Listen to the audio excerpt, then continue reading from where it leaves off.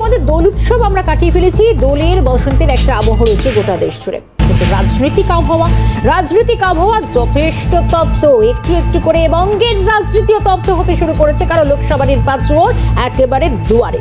কি হচ্ছে না লোকসভা নির্বাচনের প্রাক্কালে?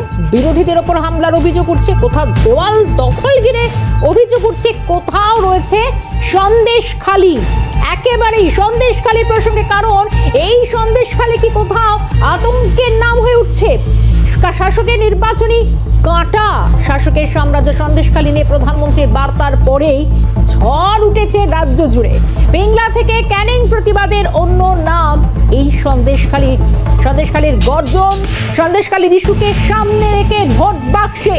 তবে তার কতটা প্রভাব পড়তে পারে আর কতটা প্রভাব ফেলতে পারে বিরোধী দল, এই প্রশ্নগুলো এখন অনেক অনেক অনেক বেশি প্রাসঙ্গিক হয়ে উঠছে, কারণ এই সন্দেশখালীকে কোথাও শাসকের নির্বাচনী কাঁটা হয়ে উঠছে।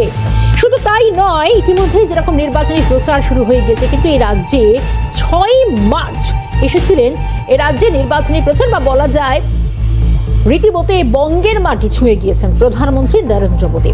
সেদিন উঠে এসেছিল সন্দেশখালীর প্রসঙ্গ। কি বলেছিলেন সেদিনকে সন্দেশখালী নিয়ে প্রধানমন্ত্রী নরেন্দ্র মোদী? আগে তার বক্তব্যটা একবার শোনাই। इस व्यवहार से बंगाल की महिलाएं, देश की महिलाएं आक्रोश में है। नारी शक्ति के आक्रोश का ये ज्वार संदेशखाली तक ही सीमित नहीं रहने वाला, संपूर्ण बांग्लाते संदेशखालीर जड़ उठबे।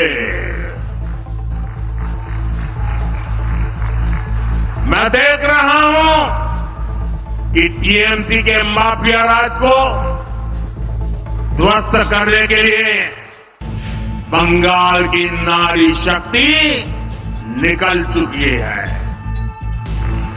संदेशखाली ने दिखाया है कि पश्चिम बंगाल की बहन बेटियों की बुलंद आवाज सिर्फ और सिर्फ भाजपा ही है।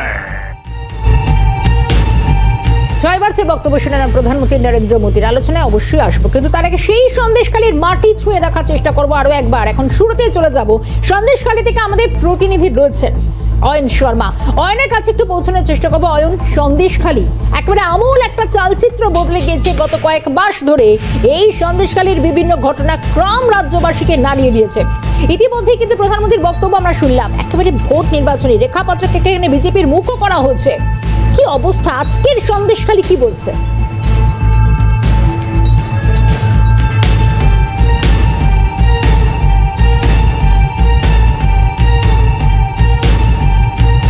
দেখো শর্মিষ্ঠা, তোমাকে জানিয়ে রেখি, প্রধানমন্ত্রীর একেবারে কথা বলা, সন্দেশখালীর যারা মহিলারা রয়েছেন তাদের সঙ্গে কথা বলা, এবং সেক্ষেত্রে কথা বলার পাশাপাশি একেবারে তাদেরকে যে উজ্জীবিত করা, যে তাদের লড়াইয়ে সঙ্গে রয়েছেন প্রধানমন্ত্রী, এই কথাও জানিয়েছিলেন। কিন্তু ইতিমধ্যেই লোকসভা নির্বাচন একেবারে বলা যায় যে দরজায় কড়া নাড়ছে, প্রার্থী ঘোষণা হয়ে গিয়েছে সন্দেশখালীর, একেবারে ভোটের দিনক্ষণ ঘোষণা হয়ে গিয়েছে, নমিনেশন প্রক্রিয়া এখনো যদিও বাকি রয়েছে। কিন্তু এই সন্দেশখালীতে এখনো পর্যন্ত কিন্তু আতঙ্ক কাটা আন্দোলনকারী মহিলারা, তারা বলছেন যে ভোটের আগে হয়তো নিরাপত্তা থাকবে, কিন্তু ভোট চলে গেলে, ভোটের ফল প্রকাশের পর তাদের কি হবে? তখন তো সংবাদ মাধ্যমের ক্যামেরার ফোকাস তো থাকবে না সন্দেশখালীর দিকে, তখন কি হবে? তখন আমরা কোথায় যাব?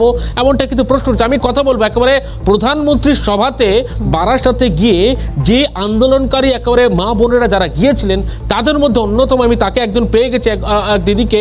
দিদি, আপনি তো একেবারে যারা কথা বলেছিলেন প্রধানমন্ত্রীদের সঙ্গে, আপনাদেরকে আশ্বাস দিয়েছিলেন পাশে থাকার, সেখানে দাঁড়িয়ে আজকের সন্দেশখালীতে কি পরিস্থিতি? প্রার্থী ঘোষণা স্যার যেটা করেছেন ভালো করেছেন, কিন্তু চিন্তা ভাবনা করে হয়তো করলে আরও ভালো হতো।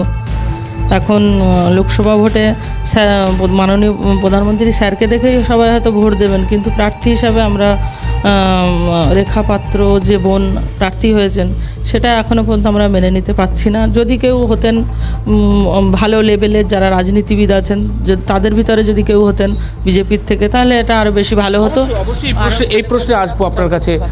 এই যে গোটা সন্দেশখালী একটা গোটা রাজ্য জুড়ে একটা আন্দোলনের অন্য নাম, যে সন্দেশখালীকে দেখিয়ে বলা যায় একেবারে তৃণমূল রীতিমতো চাপে, বিরোধীরা কতটা ফায়দা তুলতে পারবে একেবারে কি মনে হয়? এখন বিরোধীরা প্রার্থী দেখে তো বিরোধীরা খুশিতেই আছেন। প্রার্থী যে রেখাপাত্র হয়েছেন, বিরোধী তা মানে আমাদের যে টোটাল বিরোধী যারা আন্দোলন যারা করেছিলেন তাদের মধ্যে রেখাপাত্রও ছিলেন, কিন্তু এটা চিন্তাভাবনা করে দিলেই মনে হতো ভালো হতো। কি মনে হয় এই যে ভোট আসছে, ভোটের সেই জায়গায় দাঁড়িয়ে অয়ন অবশ্যই পরবর্তীতে আমাদের সন্দেশখালীর দিকে নজর থাকবে, কারণ অয়নকে এই মুহূর্তে ধন্যবাদ জানাই। যেটা বলছিলাম, এই সন্দেশখালী যেন কোথায় প্রতিবাদের এক গর্জন, পিংলা থেকে জীবনতলা, ক্যানিং, কি নেই। শুধু তা নয়, যে লড়াইটা শুরু হচ্ছিল 21শে বিধানসভা নির্বাচনের ভোট পরবর্তী সন্ত্রাসের মধ্য দিয়ে, এবং তারপর আরো একটা নির্বাচন, লোকসভা নির্বাচন, এবং এই লোকসভা নির্বাচনের আগে থেকে একাধিক